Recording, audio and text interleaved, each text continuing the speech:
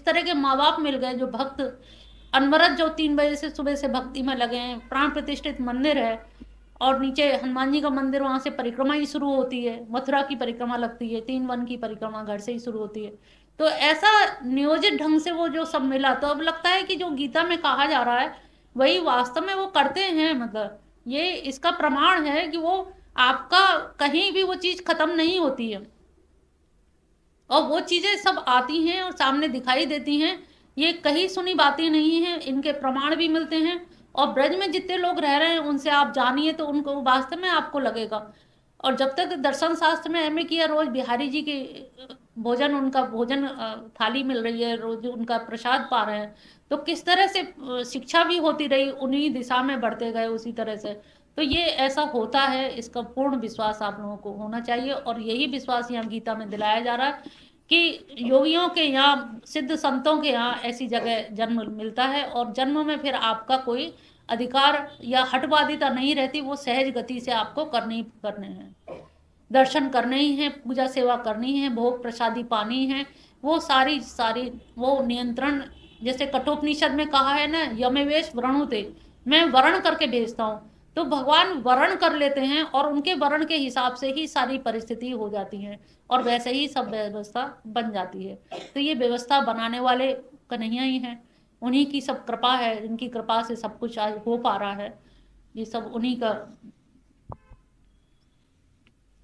पूर्वाभ्यासेन तेने भेयते है वसोपिसा जिज्ञासु रूप योगस्थ। अब यहाँ पर पूर्व अभ्यास के द्वारा, यानी कि पहले का अभ्यास पड़ा होता है तो वो चीजें रुचिकर भी लगती हैं। अब जैसे 4-5 बहन भाइयों में चारों ने विरोध कर दिया, नहीं उस क्षेत्र में गए, हम इस क्षेत्र में आ गए, तो वही होता है पूर्व अभ्यास जब होता है। तो पूर्व अभ्यास की वजह से तो वो फिर आपको वैसी दिशा मिलती है, उस दिशा को आप पकड़ते जाते हो। अगर आपको रुचि नहीं है तो आपको यहाँ जबरदस्ती कौन ले आएगा, कोई नहीं ला पाएगा। 1-2 बार आ जाते, उसके बाद फिर हमेशा मना करते। आप आ रहे हो तो ये आपके पूर्ण कर्म है, आपके भाग्य उदित हो रहे हैं, आपके अपना पूर्व अभ्यास है। और वो पूर्व अभ्यास की वजह से ही गीता सुनने में आपको रुचि आ रही है। ये मत समझो कि कोई समझा रहा है या कोई कर रहा है, कोई नहीं कर रहा, ये आपके अपने ही कर्म। पिछली बार जैसे बताया ना कि सर्प ने बालक को डसा, क्यों डसा? सर्प से उन्होंने कहा, मुझसे मृत्यु ने कहा, मृत्यु को डांटा, कैसे ऐसा कैसे किया? उन्होंने कहा काल ने कहा। काल के पास, यमराज के पास गए, उन्होंने कहा यमराज ने आदेश दिया। यमराज के पास गए, उन्होंने कहा इस बालक के कर्म ही ऐसे थे। तो अंत तो गत्वा काय पे बात आती है? कर्मों पर, सारी दारमदार कर्मों पर है। तो कोई किसी का ना सुख दुख का दाता है, सारा सुख सारा दुख आप अपने कर्मों के अधीन होकर के ही भुगतते हैं। तो ये मत सोचो कि कोई हमें दुख दे रहा है, कोई हमें सुख दे रहा है, कोई देने वाला नहीं है, आपके कर्म ही हैं जो आपको सुख दुख देते हैं। तो किसी को कर्ता नहीं मानोगे तो आपका वैमनस्य भी नहीं रहेगा। तो यहाँ पर क्या है? पूर्व अभ्यास है। तो पूर्व अभ्यास रहता है और ये पूर्व अभ्यास के कारण ही आप लोग यहाँ बैठ पा रहे हो, नहीं तो इस समय कुछ भी देख सकते थे, टीवी चला के घर में बैठते, रजाई ओढ़ के सोते लेटते, लेकिन फिर भी आपका मन के किसी कोने ने माधव की टेर लगाई और वो आपको टेर यहाँ तक लेके चली आई। प्रयत्नाद्ध मानस्तु योगी संसिद्धि किल्वेशम अनेक जन्म संसिद्धि ततो याति पराम गति। परंतु प्रयत्न पूर्वक अभ्यास करने वाला योगी पिछले अनेक जन्मों के संस्कार बल से इसी जन्म में प्रसिद्ध होकर, संसिद्ध होकर, संपूर्ण पापों से रहित हो तत्काल ही परम गति को प्राप्त हो जाता है। अब कितना पूर्व अभ्यास को कितना अधिक महत्व दिया गया कि वो पिछले जन्म का जो भी उसका किया हुआ है, कोई भी चीज व्यर्थ नहीं जाएगी। आज इतने दिन से तुम लोग गीता सुन रहे हो, ये पूर्ण, ये कौन सा है? स्वाध्याय यज्ञ है। ये भी एक जप यज्ञ की तरह से स्वाध्याय यज्ञ है और उस यज्ञ को आप सब लोग अपनी अपनी आहुति दे रहे हैं, श्लोक पढ़ के ध्यान से सुनकर। तो ये भी आपका व्यर्थ नहीं जाएगा, ये श्रवण करा हुआ भी, क्योंकि सुनने का भी पुण्य है। ये मत सोचो कि सुन के हम मतलब फॉलो करें, फॉलो नहीं कर पाओगे, टाइम लगेगा, बहुत अभ्यास की जरूरत है, लेकिन सुनने का भी फल है। जैसे कथा सुनने का फल होता है, ऐसी गीता सुनने का बहुत ज्यादा फल है। तो वो फल तो आपको मिलेगा ही मिलेगा, हमें समझ आए या ना समझ आए।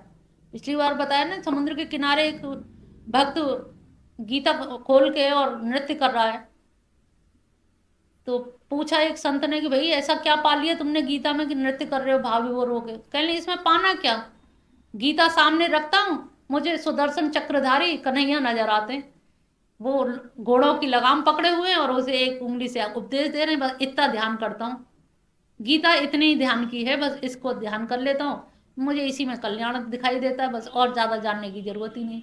तो एक वो भी है कि उतना निश्चित टाइम लेकर के वो बैठा है कि मुझे इस ध्यान के लिए गीता का ये चित्र ध्यान में लाना है और उनका ध्यान करना है। तो सब चीज का फल यही होता है कि हम ध्यान करें।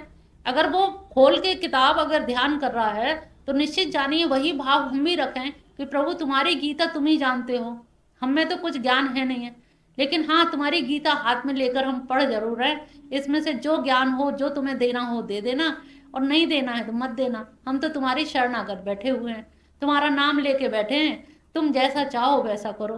तो ये शरणागति का भाव जब ले आओगे तो निश्चित जानिए गीता का अपने आप अर्थ आपके अंदर स्पष्ट होने लगेगा।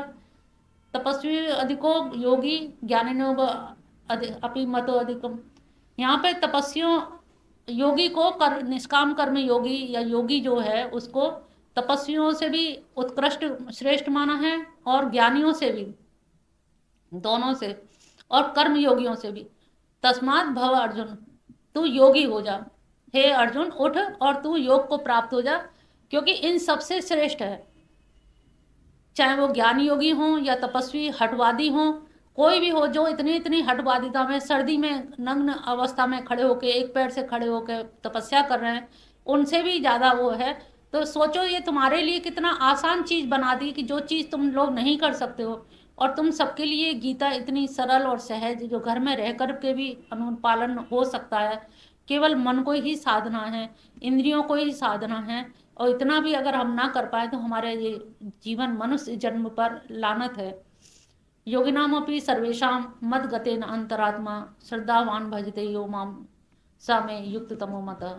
संपूर्ण योगियों में भी जो श्रद्धावान योगी मुझ में ही लगे हुए अंतरात्म भाव मुझको ही भजता है। यहाँ पर फिर भक्ति योग आ गया, श्रद्धावान भजते, इस शब्द को याद रखना कि हम भजन तो सब करते हैं लेकिन श्रद्धा युक्त होके करते हैं कि नहीं करते हैं।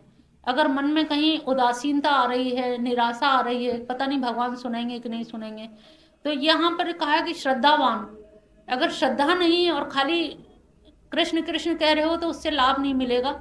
उनकी लीला चरित्र को मैं अवगाहन करके और उनके भाव देश में चित्र का कैसे चित्रांकन मस्तिष्क में करें, कैसे अपने आप को संयमित करें,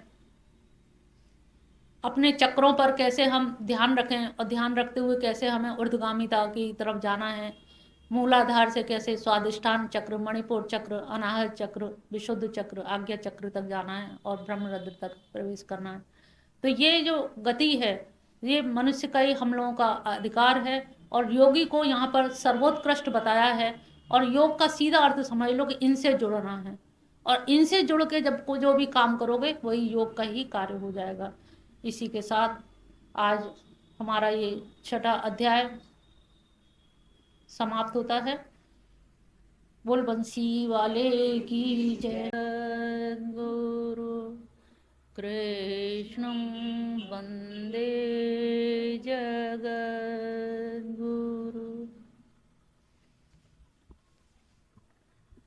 अभी तक हम लोगों के 6 अध्याय पूरे हो चुके हैं, और 6 अध्यायों में हमने देखा कि भगवान श्री कृष्ण अर्जुन को तुम पद से समझा रहे हैं, जो भी बात कही है तुम ऐसा करो, तुम योग साधो, निष्काम कर्म योग करो, ज्ञान योग करो, अनासक्ति रहित रह करके धर्म का पालन करो।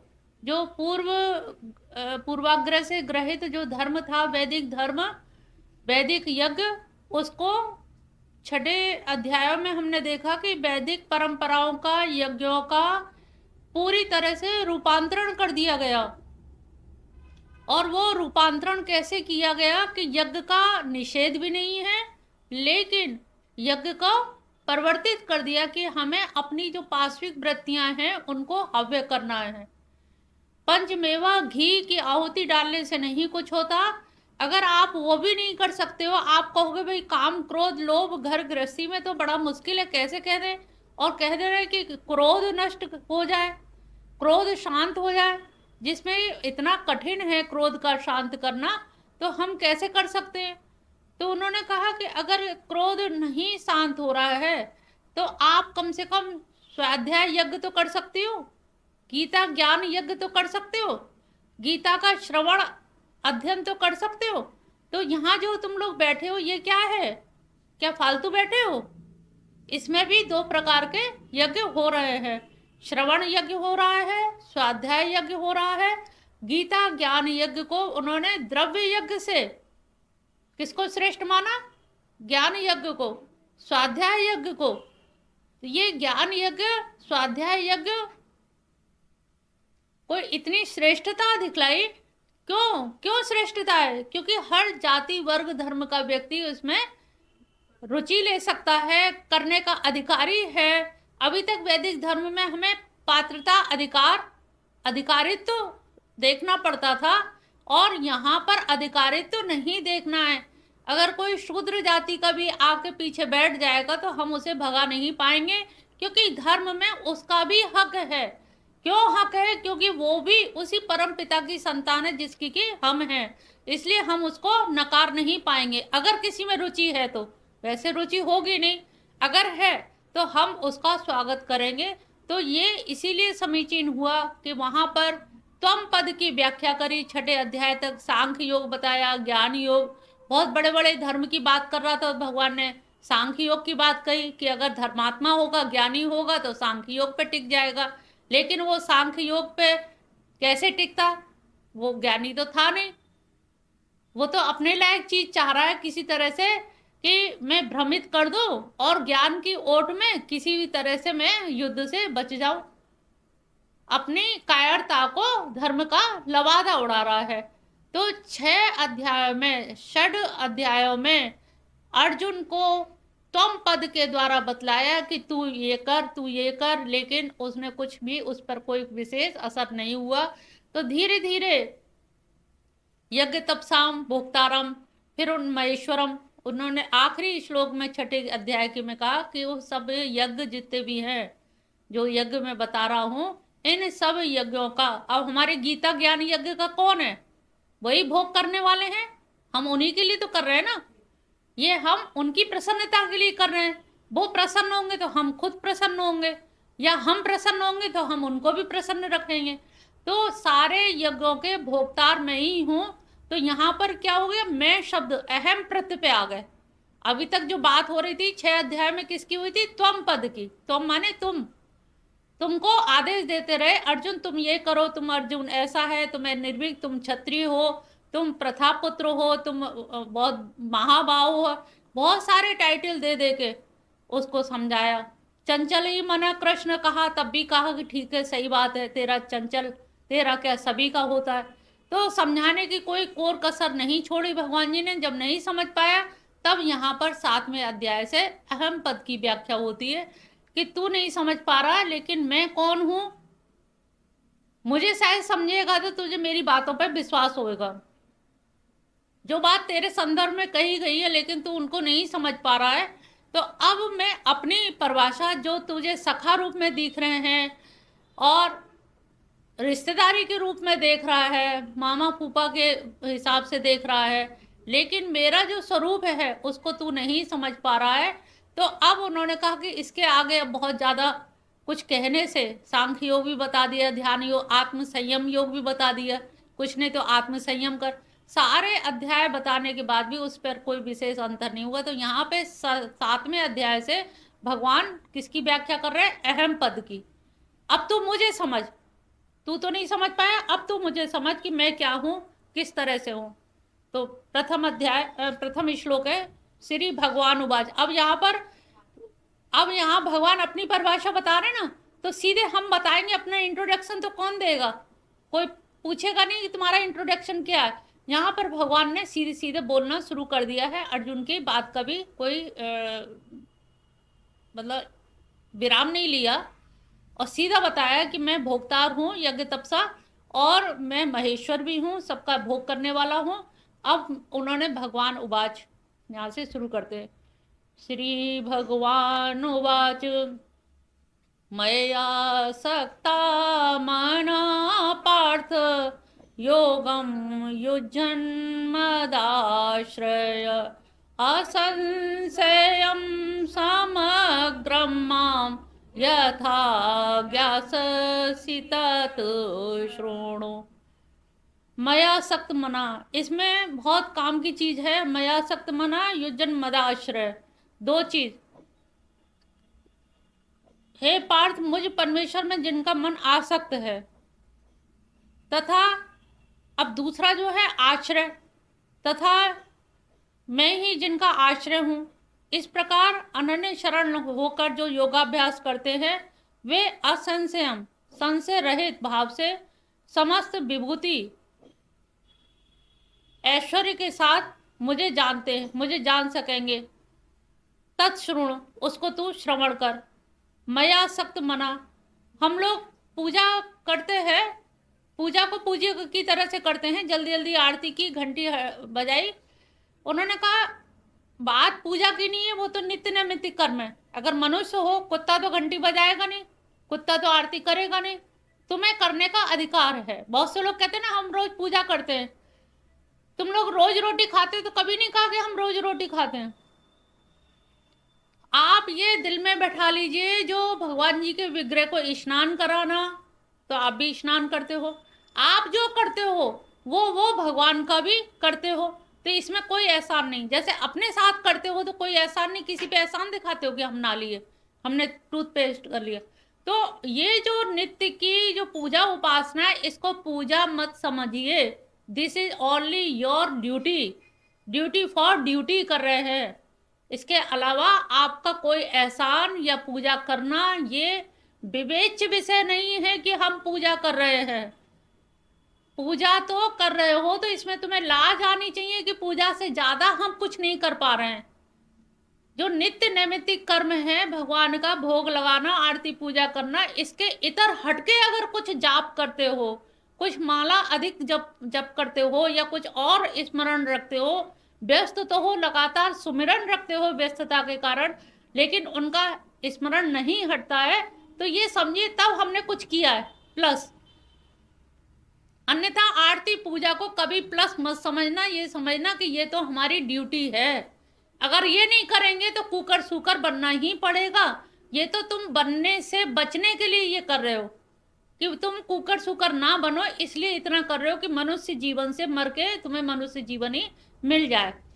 मैं आसक्त माना तो अब क्या होगा, भगवान के आसक्ति होगी, भगवान के प्रति मद तो मेरे में जो आसक्ति वाले हैं, हम लोग क्या करते हैं, पूजा करते हैं ऊपरी मन से, लेकिन आसक्ति नहीं है। और आसक्ति ना होने के कारण क्या होता है कि कोई बात होती है, कुछ होता है। इसका सबसे बड़ा एग्जाम्पल ये है, दो चीज है, इसको ध्यान रखना, मेरे प्रति आसक्ति और मेरे आश्रय। हम लोगों के पास जब आफत आती है तो भगवान को ही हम पुकारते हैं, हे प्रभु हमारी लाज रखो, हमारे परिवार की लाज रखो, मेरे बच्चों की लाज रखो। तो हम जो करते हैं, प्रार्थना किनसे करते हैं, भगवान से। और क्यों करते हैं, क्योंकि आश्रय है। अब यहां पर सूक्ष्म विवेचन क्या है, अनुभव का विवेचन।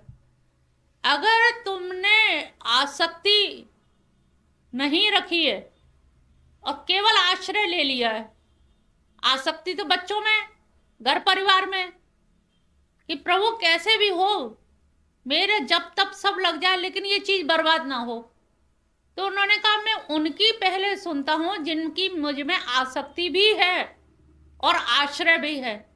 आसक्ति और आश्रय ये दो चीज है।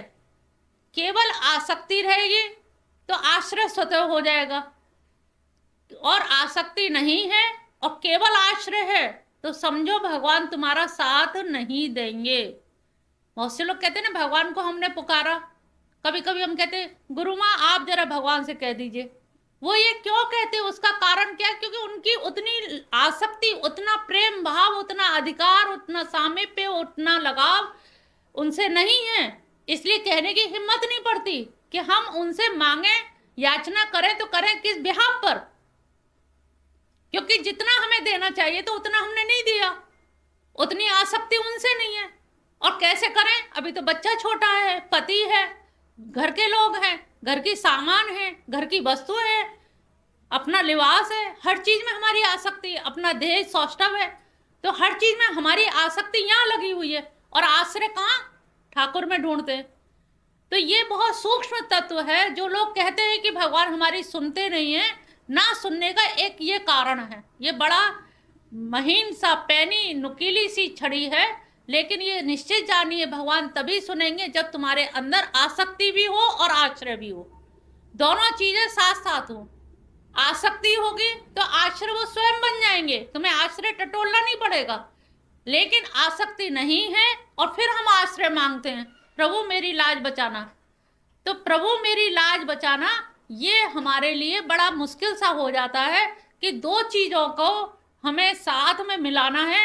अगर अलग अलग करेंगे तो वहां भगवान कहीं ना कहीं हमें विलंब कर सकते हैं।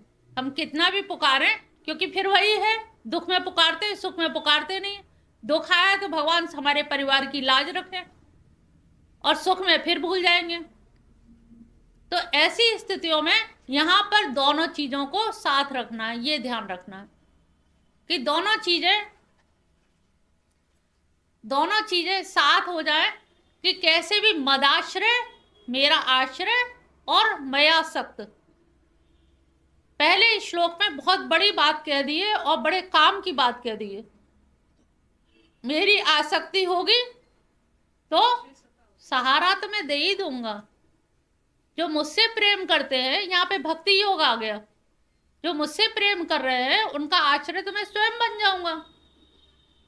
और जो मुझसे प्रेम नहीं कर रहे हैं तो वो कितना भी हल्ला मचाते रहे, कितना भी पुकारते रहे। तो यहाँ पर विशेष इस चीज को ध्यान रखिएगा। और जो लोगों की आसक्ति नहीं है वो आसक्त का मतलब प्रेम, भगवान कृष्ण से प्रेम करोगे तो सहारा वो बन जाएंगे, तुम्हें पुकारने की भी जरूरत नहीं पड़ेगी। दूसरा श्लोक है, ज्ञानम तेहम सविज्ञानम इदं वक्ष्यामि शेषत यत् ज्ञात्वा नेह भुवो अन्यत् ज्ञातव्यविशिष्यते। मैं तुमको अनुभव के साथ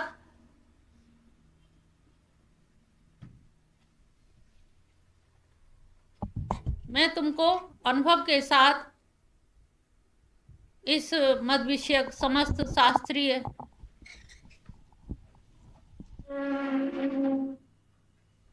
अभी तक जो ज्ञान होता था,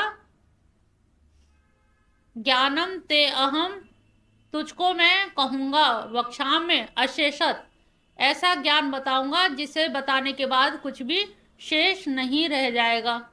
वो ज्ञान की क्या खासियत होगी, ज्ञान तेहम सविज्ञानमिदम।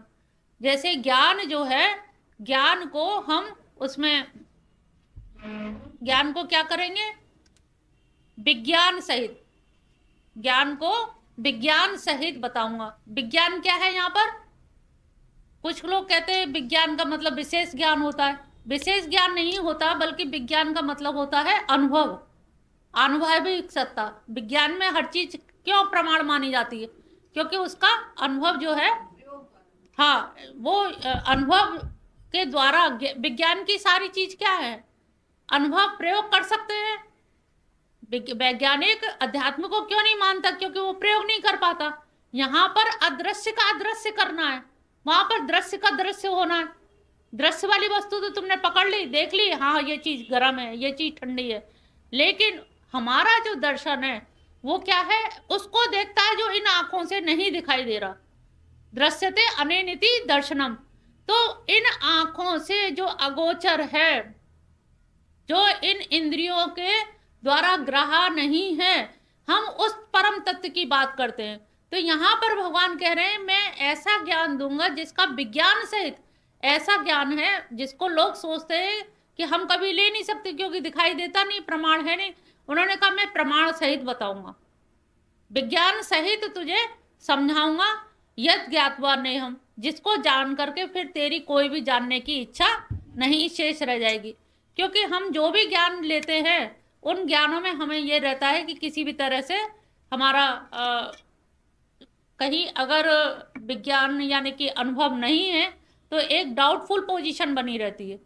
तो जो शंका बनी रहती है उस शंका के रहित उन्होंने कहा मैं विज्ञान सहित तुझको ये ज्ञान दूंगा, जिसे जान लेने पे तेरे चलने वाले पुरुष के लिए भी जो कुछ जानने और अत्यधिक उससे कुछ भी सब कुछ कृतार्थ हो जाए। यानी कि जब सब कुछ तुम जान लोगे ज्ञान और विज्ञान तो तुम्हारा जीवन कृतार्थ हो जाएगा। तो यहाँ पर भगवान का क्या है, करुणावशात। अब यहाँ पर अर्जुन ने पूछा तो नहीं था कि तुम बताओ मुझे ऐसा, अब यहाँ पर वही आ जाता है कारुण्यवशात, करुणावश। वो अपना सारा कुछ ज्ञान उसे समझा रहे हैं कि इसे किसी तरह समझ आ जाए। तुम पद से नहीं समझ आए तो अब अहम पद से समझ आ जाए, लेकिन समझ आ जाए। आचार्य शंकर का मानना है कि भगवान अहम पद वाच्य आत्मा को विशद व्याख्या समझाते हैं। अहम पद से अपनी तो वो बात समझा ही रहे हैं, मानवीय इंद्रिय आत्मवादी की पहुंच मात्र स्थूल तक ही सीमित रहती है, लेकिन यहाँ पर स्थूल तक सीमित ना रखे उसे व्यापक रूप में उसे समझा रहे हैं और उसको समझ आ जाए, ये उनकी विशेष रूप से उनकी कृपा है। तो यहाँ पे अर्जुन को भी लग रहा है कि मेरे पे इतनी मेहरबानी कैसे हो रही है कि सब कुछ बिना बताए और बिना पूछे मतलब सब बताए दे रहे हैं। तीसरा श्लोक है, मनुष्याणां सहस्रेषु कश्चिदति सिद्धये यत् तामपि सिद्धानं कश्चिन्मां वेत्ति तत्वत्। अब ये कितना इम्पोर्टेंट है, इसे तुम्हें अपने मनुष्य जीवन की महिमा गरिमा समझ आएगी।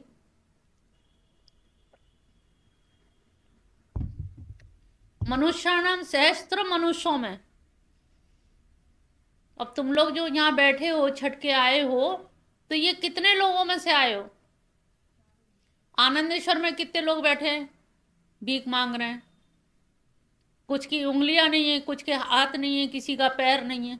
उनसे श्रेष्ठ हो कि नहीं तुम? कितने लोग हैं रिक्शा चला रहे हैं, दिन भर रोटी कमाएंगे ठंड में, तब वो शाम का भोजन उन्हें मिल पाएगा। उनसे श्रेष्ठ हो कि गए गुजरे हो उनसे? कुछ टेम्पू चलाएंगे, टक्कर भी मार रहे हैं, पैसा 10-10 रुपए के लिए परेशान हो रहे हैं, तुम्हें वो नहीं करना पड़ रहा। कुछ लोग बोरी उठाने में लगे हुए हैं, वजन ढो रहे हैं, ईंट गारा कर रहे हैं। तो सहस्त्रों सहस्त्रों में, और फिर जो तुम्हारे जैसे हैं उनमें भी सब लोग अब खा पी